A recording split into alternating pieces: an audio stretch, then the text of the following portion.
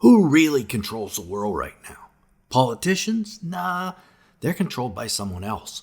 The World Economic Forum? No, they're controlled by someone else. The United Nations? No, even they are puppets in the hands of someone else. The banks? Well, you might be getting closer there, but even they are controlled. Evil men controlling other evil men. It's a pyramid of power. And if we understand who is in power and what they're trying to achieve, we can figure out where it's all going. And the immediate answer is the Antichrist peace covenant.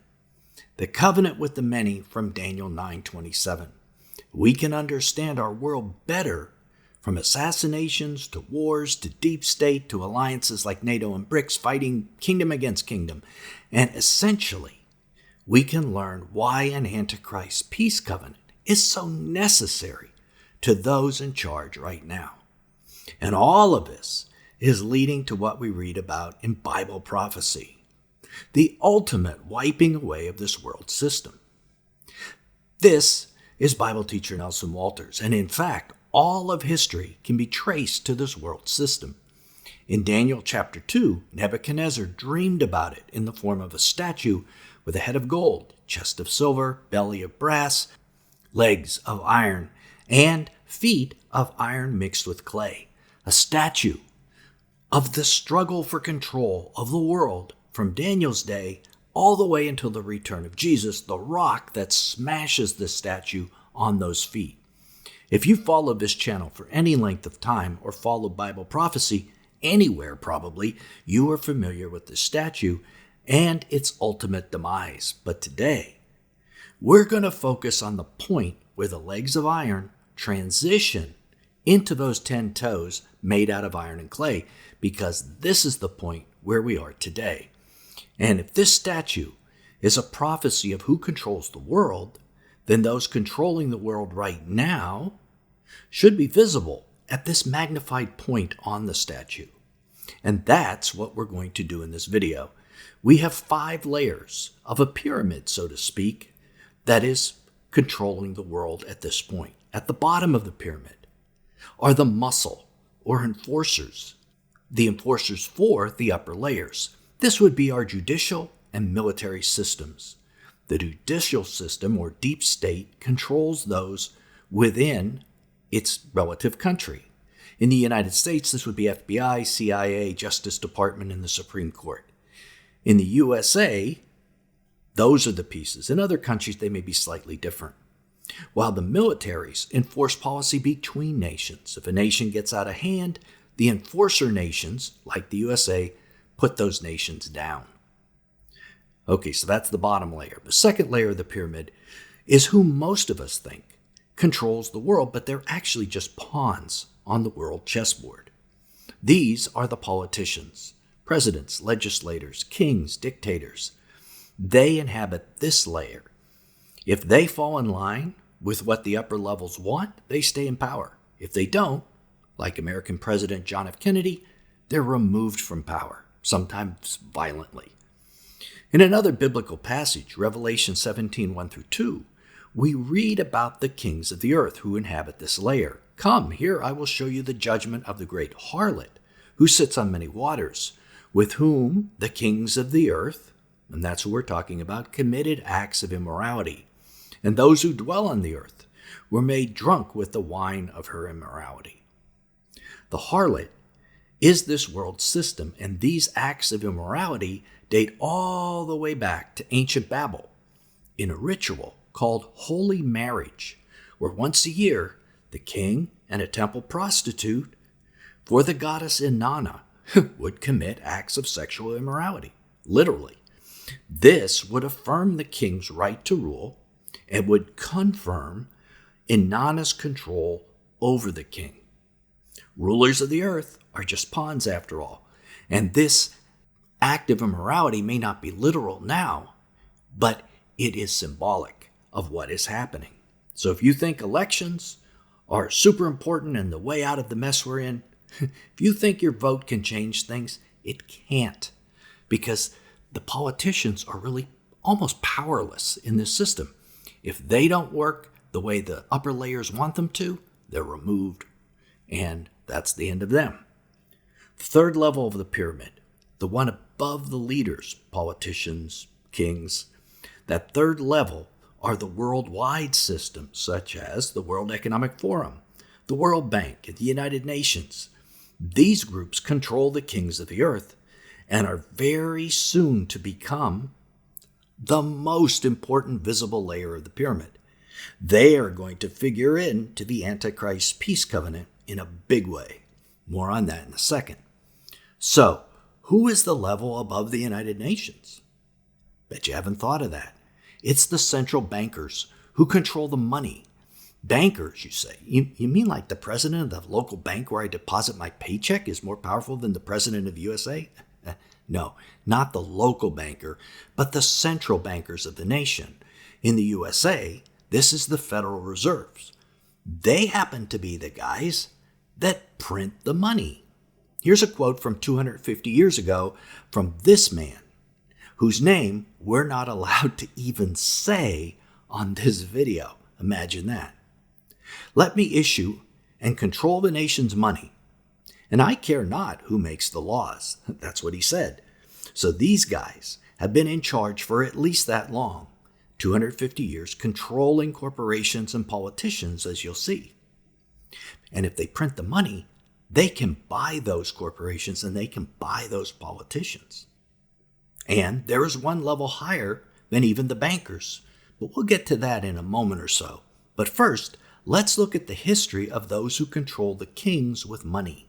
Did you know the Revolutionary War in the United States was fought about banking?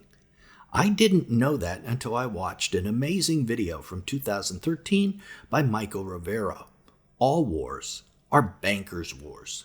Rivero is the founder of whatreallyhappened.com, and a link to this video is down in the description because it's really worth watching.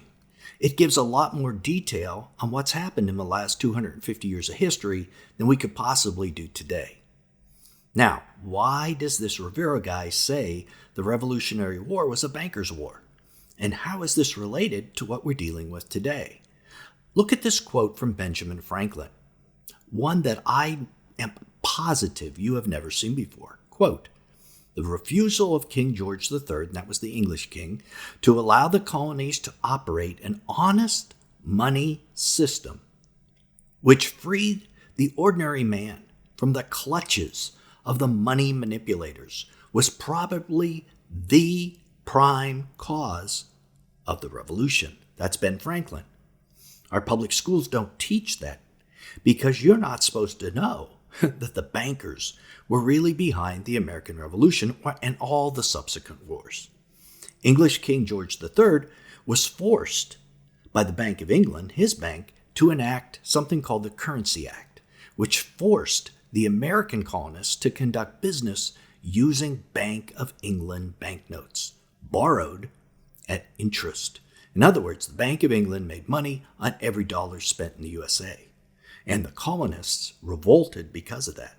Now, after the Revolutionary War, the colonists tried to establish a free currency, free from bank interest, but private bankers succeeded in setting up a private central bank with England's help, called the First Bank of the United States. But in 1811, the U.S. Congress refused to renew that bank's charter. Guess what it led to? You're right, another war. Their intention was to return to state-issued value-based currency, which the Americans would not have to pay any interest on. In response, another member of that same family we are not allowed to name, and you can see the name here, issued the following threat. Either the application for renewal of a charter is granted, or the United States will find itself involved in a most disastrous war. And that was the War of 1812, another bankers' war, another war about banking. And the plan worked, Rivero said in the video. Even though the United States won the War of 1812, Congress was forced to grant a new charter for yet another private bank to pay its war debts, issuing the public currency as loans at interest. And Rivero goes on to show how all the wars subsequent to that are actually bankers' wars, and so are assassinations. In 1832, Andrew Jackson successfully campaigned for his second term as president under the slogan, Jackson and no bank. And shortly after this, an assassination attempt was made on Andrew Jackson. And of course, Jackson wasn't the last president to have an attempted assassination. In the Civil War, Abe Lincoln issued something called greenbacks to help finance the Civil War. These were notes not issued by a bank. Notice that. And they didn't carry interest. So guess what happened? What happened to Lincoln? Of course, he was assassinated. And he was taken out of the way. In 1963, President John F. Kennedy, who understood the predatory nature of private central banks, signed an executive order which commanded the U.S. Treasury to issue a new public currency called the United States Note. Probably very few of us alive have ever heard of this, but these banknotes would not be borrowed from the Federal Reserve like regular dollars, but rather were created by the U.S. government and backed by silver. And we know what happened to Kennedy, don't we? 5 months after he issued those notes, Kennedy was assassinated, and the United States notes were immediately pulled from circulation and destroyed. So for the past 250 years, these central bankers have been able to charge interest for banknotes, and in the case of the Federal Reserve, to print as much money as they wanted, and to use that money to control politicians, nations, and corporations. Those who refuse are eliminated, like Lincoln or Kennedy were, or if they're countries, they were invaded. This is world history that you never learned about in high school. Why? Because the bankers have corrupted the education system as well. But our Bible is not corrupted, and our Bible tells us what history books don't. The woman you saw is the great city which reigns over the kings of the earth. Revelation 17:18. There's a system ruling over the kings of the earth, which brings us to today. And the central bankers now, unfortunately for them, are encountering two major problems they have never had before. One is that the world's weapons and technology have become too much of a threat even for the bankers, something they haven't been able to control. Even small countries or individuals can use nuclear, biologic, or AI weapons to take power from the bankers. And second, they're reaching a point where they just can't keep printing money anymore. These are the two reasons why we're hearing about digital currency that will soon be released, and why the United Nations is planning the Summit for the Future, where they will rewrite their charter and assume control over the sovereignty of all nations. A central currency and a central government to give these bankers complete control. So the headlines for the remainder of 2023, and especially 2024, are going to center on making these two things a reality. The bankers have been willing to sacrifice the lives of millions in war to keep their power up to this point. They won't spare anything or anyone to keep that power, be that war or economic crash or disease or natural disaster, or better yet, all of these combined, in order to make September 2024 Summit for the Future and the new UN power grab a reality. The struggle in the Middle East certainly has gotten these next 12 months off to a roaring start. Look for a whole lot more orchestrated events. And is this what Jesus spoke of? For nation will rise against nation, kingdom against kingdom, and in various places there will be famines and earthquakes. But all these things are merely the beginning of birth pangs. Matthew 24:7-8. So if we're correct, this will lead to the covenant with the many, from Daniel 9:27. If the covenant is a marker for the beginning of the 70th week of Daniel, the last 7 years, it makes sense. It will be unlike any agreement in history. If what we're envisioning, the overhaul of the world's political governance and economies, if that happens, that would qualify. So I think we are almost there. 2024, to us at least, seems the most likely year. Although it may not be. It might be after that. A year after that, 2 years, 3 years. But we're thinking 2024. This video, of course, is about who rules the world. And if you didn't notice, there's one level left in the pyramid. That level is the one over the bankers. The Apostle Paul tells us who is in that level. Our struggle is not against flesh and blood, but against the rulers, against the powers, against the world forces of this darkness, against the spiritual forces of wickedness in heavenly places. That's Ephesians 6:12. Fallen angels are controlling all levels of the pyramid, and they will be very happy with the covenant with the many and a takeover of the nations, and they would be happy to have that plan go on indefinitely. However, God is going to upset their apple cart. God has another plan.